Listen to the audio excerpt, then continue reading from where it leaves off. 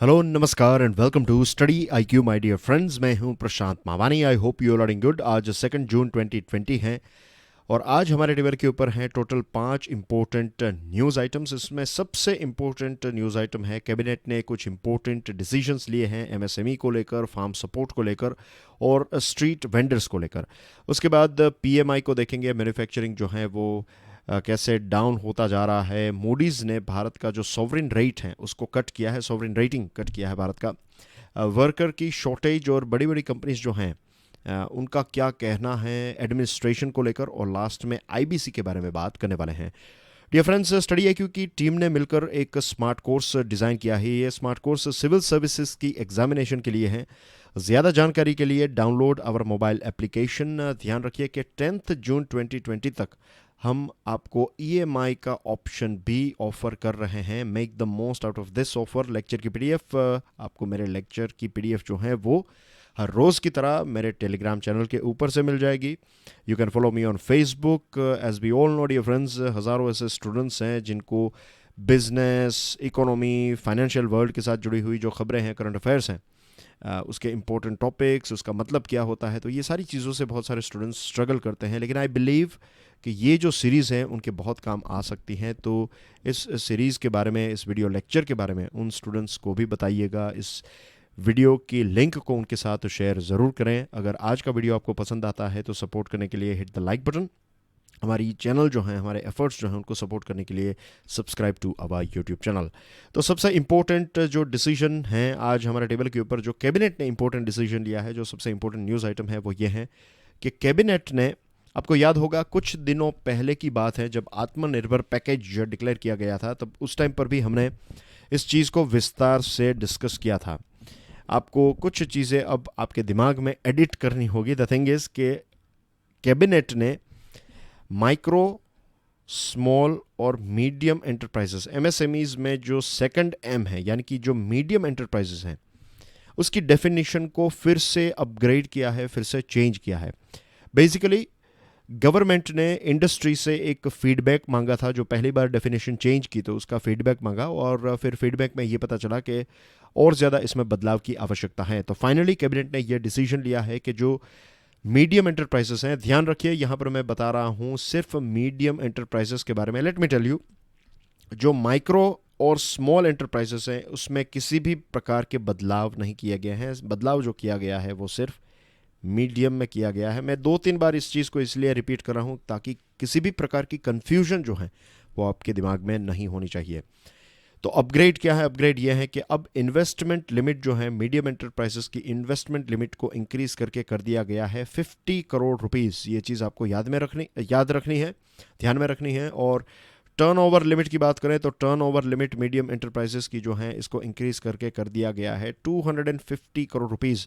आत्मनिर्भर भारत पैकेज जब डिक्लेयर किया गया था तब इन्वेस्टमेंट लिमिट को 10 करोड़ रुपीस किया गया था और टर्नओवर को कर दिया गया था 100 crore rupees for medium enterprises. लेकिन अब ये फिगर आपको याद नहीं रखना है, अब आपको याद रखना है ये फिगर 50 करोड़ फॉर इन्वेस्टमेंट, और टर्नओवर लिमिट जो है वो 250 करोड़ रुपीस कर दी गई है। इसी के साथ एक बहुत ही इंटरेस्टिंग डिसीजन जो लिया है कैबिनेट ने वो ये है, और ये डिसीजन जो है ये MSMEs के ऊपर एप्लीकेबल है। ये माइक्रो, स्मॉल और मीडियम एंटरप्राइजेस, तीनों प्रकार की साइज, तीनों साइजेस की जो एंटरप्राइजेस हैं, इन तीनों के ऊपर एप्लीकेबल है कि अगर वो एक्सपोर्ट करेंगे किसी भी चीज़ को, एक्सपोर्ट, फॉर एग्जांपल यहाँ पर टर्नओवर लिमिट है let's say 250 crore rupees, right. तो अगर लेट्स से आपने 250 करोड़ रुपीस डोमेस्टिक ट्रेड किया है और 50 करोड़ रुपए का आपने एक्सपोर्ट किया है, तो इस 50 करोड़ रुपए के एक्सपोर्ट को इसमें कैलकुलेट नहीं किया जाएगा। तो that's a very interesting thing. अगर आपकी कंपनी है और आपने 100 करोड़ रुपए का एक्सपोर्ट कर दिया और 210 करोड़ रुपए का सेल्स जो है वो डोमेस्टिक मार्केट में किया है, तो ये जो 100 करोड़ रुपीस का जो एक्सपोर्ट है उसको इसमें कैलकुलेट नहीं किया जाएगा। आपकी जो टर्नओवर की लिमिट है वो 250 ही रहेगी। तो that's a very interesting decision. Same thing applies with और applies to micro and small enterprises, right. इनको भी इस चीज़ का लाभ मिलेगा कि वो जितना चाहे उतना एक्सपोर्ट करें, कोई इश्यू नहीं है। माइक्रो की इन्वेस्टमेंट लिमिट जो है वो 1 करोड़ है और टर्नओवर लिमिट है 5 करोड़, और स्मॉल जो है इसकी इन्वेस्टमेंट लिमिट है 10 करोड़ रुपीज़, 1 करोड़ से ज़्यादा और 10 करोड़ से कम, और टर्नओवर जो है वो 50 करोड़ रुपीज़ रखा गया है। राइट, ये आत्मनिर्भर भारत में जो डिक्लेयर किया था उसको वैसे ही रखा गया है।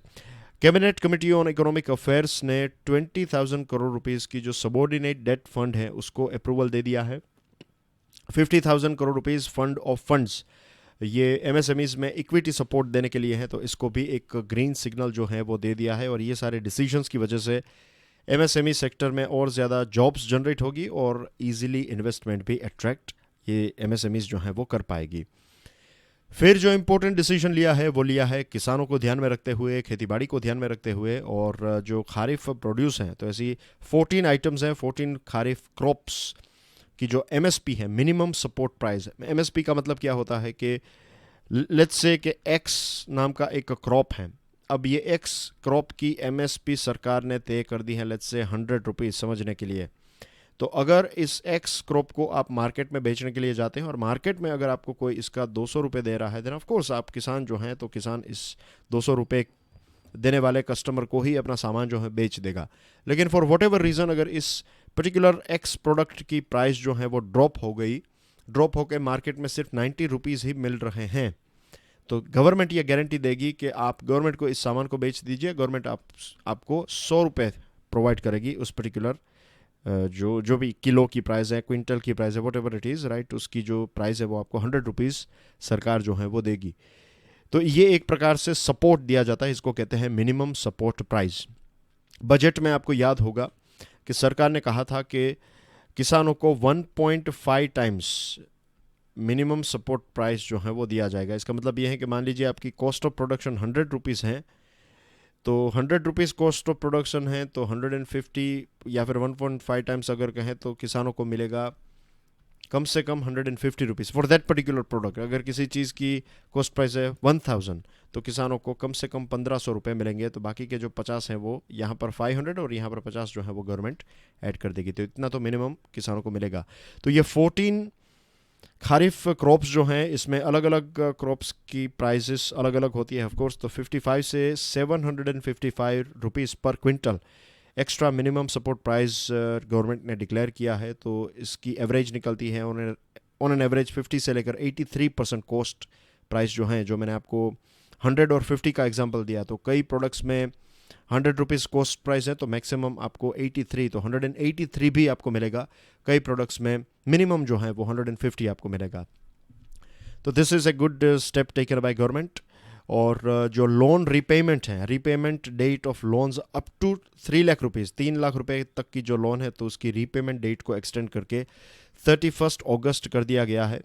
और 2% interest subvention and 3% for prompt loan repayment, ये भी गवर्नमेंट जो है वो प्रोवाइड करेगी। इंटरेस्ट सबवेंशन के बारे में आप जानते होंगे कि अगर आपने कोई लोन ली है उसका इंटरेस्ट लेट्स से 10% है और गवर्नमेंट अगर आपको लेट्स से 2% सबवेंशन देती है तो आपको पे करने होंगे सिर्फ 8%। 2% जो इंटरेस्ट है वो गवर्नमेंट पे कर देगी। तो this is how it works. फिर एक है प्रधानमंत्री स्वनिधि, ये इसका फुल फॉर्म है, स्वनिधि का फुल फॉर्म है स्ट्रीट वेंडर्स आत्मनिर्भर निधि। तो इसमें जो स्ट्रीट वेंडर्स हैं उनको 10,000 रुपये की एक वर्किंग कैपिटल लोन दी जाएगी। तो that's a very interesting step. अगर इसको थोरोली हमने इम्प्लीमेंट किया तो इससे बहुत सारे जो छोटे छोटे बिजनेसेस हैं जो रास्ते के ऊपर, स्ट्रीट्स के ऊपर, फुटपाथ के ऊपर हमारे देश में बहुत सारे लोग जो है वो बिज़नेस करते हैं, चीज़ों को बेचते हैं, तो उनको 10,000 रुपये कैपिटल मिलेगा तो वो अपने पैरों पर फिर से खड़े हो पाएंगे। और इंस्टॉलमेंट्स जो हैं वो उनको 1 साल तक पे करना होगा, तो they can manage it easily, इतना ज़्यादा डिफ़िकल्ट उनके लिए ये नहीं होगा। Moving on to next item, manufacturing की बात करें तो पीएमआई इंडेक्स, पीएमआई के बारे में हमने इससे IHS market India manufacturing PMI जो हैं, जो आप जानते हैं सर्विसेज के लिए हैं। फिर एक कॉम्पोजिट होता है जिसमें सर्विसेज और मैन्युफैक्चरिंग दोनों को कैलकुलेट किया जाता है। तो ये वाला जो आज हम डिस्कस कर रहे हैं ये मैन्युफैक्चरिंग के साथ जुड़ा हुआ है। अब देखिए यहाँ पर जनवरी में ये जो पीएमआई है वो कितना अच्छा परफॉर्म कर रहा था, 55.3 था। फरवरी में थोड़ा स्लो हुआ 54.5, क्योंकि जनवरी के टाइम पर यूएसए, स्पेन, इटली और बहुत सारे देशों में धीरे धीरे कोरोना वायरस जो है वो स्प्रेड होने लगा। फरवरी में इसकी इम्पैक्ट हमें देखने को मिली और मार्च तक तो आपको पता है कि ग्लोबली देखें तो पीक तक पहुंच गया था ये कोरोना वायरस। इसका जो भय था, लॉकडाउन है, ये सारी चीज़ें जो है वो अलग अलग जगहों पर इम्प्लीमेंट होने लग गई। तो इसकी इम्पैक्ट भी हमें देखने को मिलती है मार्च में, और बाद में अप्रैल में तो हमारे देश में मार्च 25 मार्च को हमारे देश में हमने इम्प्लीमेंट किया इस लॉकडाउन को, और अप्रैल में तो ये 27.4 तक पहुंच गया। मई में ये पहुंचा है 30.8, which is again in negative. ये जो पीएमआई है उसमें ये होता है कि 50 से ऊपर अगर जा रहा है तो ये एक्सपांशनरी है या फिर चीज़ें जो है वो पॉजिटिव तरफ जा रही हैं। 50 से कम अगर जा रहा है तो ये नेगेटिव तरफ है। तो 30.8 इज़ वेरी बैड, राइट। तो ये एक चिंता का विषय है, और इसके पीछे मेन रीज़न यही है कि इंटरनेशनल मार्केट जो है उसमें डिमांड बहुत ही वीक है, तो नए ऑर्डर्स जो हैं वो नहीं मिल रहे हैं। और दुनिया के बहुत सारे देशों में कोविड-19 को कंट्रोल करने के लिए बहुत सारे अलग अलग मेजर्स लिए जा रहे हैं, लॉकडाउन इंप्लीमेंट किया जा रहा है, तो इससे भी एक्सपोर्ट्स जो हैं वो स्टिफल हुए हैं, यानी कि एक्सपोर्ट्स जो हैं वो नहीं हो पा रहे हैं। फिर बात करें मूडीज़ की। मूडीज़ के बारे में आप जानते हैं कि इंटरनेशनल रेटिंग एजेंसी है, तो मूडीज़ ने भारत का जो सॉवरेन रेटिंग है, भारत देश की जो रेटिंग है, इसको डाउनग्रेड किया है। BAA2 में था हमारा देश, अब इसको डाउनग्रेड करके कर दिया है BAA3, और आउटलुक क्या रखा है? आउटलुक रखा है नेगेटिव। अब जनरली होता क्या है, इसकी इम्पैक्ट क्या होती है, या फिर ये इम्पोर्टेंट क्यों है? सिंपल ये है कि अगर कोई इन्वेस्टर कोई देश में, किसी देश में इन्वेस्ट करने के लिए अपना एक बहुत बड़ा पैसा जो है वो एक बड़ी क्वांटिटी में इन्वेस्ट करना चाहते हैं, तो ये सारी रेटिंग्स को देखेंगे। तो जनरली 3 अलग अलग एजेंसीज हैं, उनकी रेटिंग्स को देखा जाता है। फॉर एग्जांपल मूडीज़ को देख लिया आपने, फिर फिच को देखा, S&P को देखा, तो उसमें हर एक ये तीनों में अगर किसी देश को नेगेटिव रखा गया है, या फिर BAA3 जो है वो सबसे डाउन बॉटम का है ये रेट, तो अगर ये है तो फिर इन्वेस्टमेंट जो है वो इतना ज़्यादा नहीं आएगा। मीन्स इन्वेस्टर्स के डिसीजन के ऊपर इसकी इम्पैक्ट हो सकती है। गवर्नमेंट ने तो वैसे इस मूडीज़ ने जो कट किया है सॉवरेन रेटिंग, तो गवर्नमेंट ने कहा है कि अभी इसकी इम्पैक्ट जो रिफॉर्म्स है उसकी इम्पैक्ट देखने को मिलेगी, और भले ही रेटिंग एजेंसीज इसको कम करे, गवर्नमेंट जो है वो कॉन्फिडेंट है कि जल्द से जल्द हमारे देश की, हमारी इकोनॉमी की रिकवरी जो है वो देखने को मिलेगी। एक और चीज़ है कि मूडीज़ ने स्पेसिफिकली ये बताया है कि कोविड-19 पेंडेमिक की वजह से उन्होंने डाउनग्रेड नहीं किया है। ये जो डाउनग्रेड किया गया है वो इसलिए है कि जो रिफॉर्म्स मेजर्स हैं इनका इम्प्लीमेंटेशन काफ़ी वीक है। इम्प्लीमेंटेशन नहीं है रिफॉर्म्स मेजर्स का, जो बदलाव आप करना चाहते हैं, जो बदलाव के बारे में बात करते हैं, तो इस बदलाव का इम्प्लीमेंटेशन इतना अच्छा नहीं है। इसकी वजह से हमने आपकी रेटिंग को डाउनग्रेड किया है। गवर्नमेंट, जैसे मैंने आपको बताया, एक्सपेक्ट यही कर रही है कि अब जल्द से जल्द इकोनॉमी जो है वो रिकवरी के पाथ पर हमें देखने को मिलेगी, क्योंकि आज हमारा देश जो है वो मीन्स जो बड़े बड़े 13 ऐसे शहर हैं और दूसरे कुछ ऐसे हॉटस्पॉट्स हैं, इनको छोड़कर अगर देखें तो लॉकडाउन जो है वो ईजी कर दिया गया है, isn't it? The downgrade comes at a time when the government faces criticism. कल हमने बात की थी पॉजिटिव पॉइंट्स के बारे में, कैसे हमने देखा कि IMF का जो IMF PT है तो उसमें काफ़ी पॉजिटिव चीज़ें बताई हैं, और बहुत सारी एजेंसीज ने काफ़ी नेगेटिव बताया। बहुत सारे एक्सपर्ट्स जो हैं उनका कहना यह है कि गवर्नमेंट जो है उनके रिफॉर्म्स मेजर्स, या फिर ये जो 20 लाख करोड़ का स्टिमुलस पैकेज जो है वो इतना ज़्यादा इम्प्लीमेंट या फिर उतना ज़्यादा कारगर साबित नहीं होगा। बहुत सारी एजेंसीज का कहना यह है कि लॉकडाउन और इन सारी चीज़ों की वजह से 10% जितना GDP का परमानेंट लॉस हो चुका है। Hong Kong, France, south Africa, Mexico, Thailand, Israel, ये सारे देशों की रेटिंग को भी डाउनग्रेड किया गया है। इसके अलावा जो गवर्नमेंट ऑफ इंडिया की फॉरेन करेंसी और local currency long term issuer rating है, तो इसको भी BAA3 डाउनग्रेड कर दिया गया है। Short term local currency rating जो है ये P2 में थी, तो अब इसको P3 कर दिया गया है। India's local currency senior unsecured rating को BAA2 में से BAA3 या फिर BA3 में रखा गया है। और इकोनॉमिस्ट जो हैं बहुत सारे अलग, जैसे कि स्टेट बैंक ऑफ इंडिया के चीफ इकोनॉमिस्ट हैं सौम्या कांति घोष। तो सौम्या कांति घोष जो हैं उनका कहना यह है कि ये रेटिंग जो है इसकी कोई ऐसी इम्पैक्ट, रिपल इफ़ेक्ट जो है वो हमें देखने को नहीं मिलेगी। दूसरे भी इकोनॉमिस्ट का कहना यह है कि इस प्रकार के डाउनग्रेड की इम्पैक्ट जो है वो इतनी ज़्यादा नहीं होगी। फिर बड़ी बड़ी जो कंपनीज हैं, टॉप इंडस्ट्रियलिस्ट्स हैं, एग्जीक्यूटिव्स हैं, उनकी एक कंप्लेन ये है कि अगर हम लोकल लेवल की गवर्नमेंट की बात करें, म्यूनसिपैलिटीज़ की बात करें, स्टेट गवर्नमेंट की बात करें, सेंट्रल गवर्नमेंट की बात करें, तो ये चार जो हैं इनके बीच में किसी भी प्रकार का तालमेल हमें देखने को नहीं मिलता है। इस तालमेल ना होने की वजह से नए नए रूल्स एंड रेगुलेशंस जो हैं वो निकाले जाते हैं, कुछ दिनों के बाद कुछ नई चीज़ें होती है। तो ये सारी चीज़ें जो हैं वो बिज़नेस के लिए अच्छी बात नहीं है। ऑलरेडी बड़ी बड़ी कंपनीज जो हैं ये वर्कर की शॉर्टेज से स्ट्रगल कर रही हैं। अब चीज़ें, आपने लॉकडाउन को तो खोल दिया, अनलॉक 1.0 चल रहा है, लेकिन आपके बीच में अगर कोलैबोरेशन नहीं होगा, एडमिनिस्ट्रेशन में कोलैबोरेशन नहीं होगा, तो फिर बिजनेस जो है वो पिकअप नहीं हो पाएगा। फिर आईबीसी के बारे में बात करते हैं। आईबीसी गवर्नमेंट जो है एक ऑर्डिनेंस के माध्यम से आईबीसी को रिलैक्स करना चाहती है, आईबीसी के रूल्स एंड रेगुलेशंस को रिलैक्स करना चाहती है because of this covid pandemic.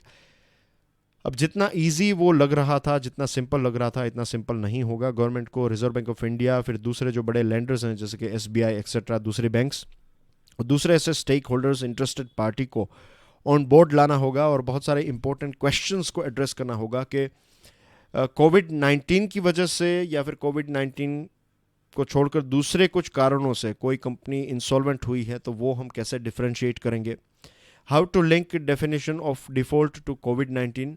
फिर क्या सेल्फ इंसॉल्वेंसी जो है उसको कंटिन्यू रखा जाए या फिर ना। इसका मतलब ये होता है कि अगर आप किसी कंपनी को आपने पैसे दिए हैं और वो कंपनी आपको पैसे वापस नहीं दे रही है तो आप फाइनेंशियल क्रेडिटर बन गए, आप ऑपरेशनल क्रेडिटर हैं। किसी कंपनी को आपने माल सामान दिया है और वो अब उसका पेमेंट नहीं कर पा रहे हैं तो आप बन गए उनके, मीन्स आप एक ऑपरेशनल क्रेडिटर हैं। तो अगर आपने सामान दिया है या फिर पैसे दिए हैं या फिर दोनों चीज़ें दी हैं तो आपके पास ये अधिकार है कि अगर आपको पैसे नहीं मिल रहे हैं तो आप आईबीसी की प्रोसेस जो है उस पर्टिकुलर कंपनी को ड्रैग कर सकते हैं, आईबीसी की प्रोसेस उसके ऊपर इनिशिएट करवा सकते हैं। तो अगर आप ही खुद आपको लगता है कि आपकी कंपनी जो है वो इंसॉल्वेंट, तो ये जो सेल्फ इंसॉल्वेंसी वाला जो ऑप्शन था तो उसको क्या कंटिन्यू रखा जाए या नहीं रखा जाए। फिर 80% जितनी स्मॉल एंटरप्राइजेस जो हैं वो पार्टनरशिप या फिर पार्टनरशिप में चलती हैं, तो उनके बारे में क्या होगा, उनके साथ हम क्या करेंगे, कोविड-19 की इम्पैक्ट है नहीं है, तो ये सारी चीज़ों को डिफरेंशिएट कैसे करेंगे। तो ऐसे बहुत सारे प्रश्न जो हैं वो मिलजुल कर गवर्नमेंट को ये स्टेक होल्डर्स के साथ मिलजुल कर सॉल्व करने होंगे।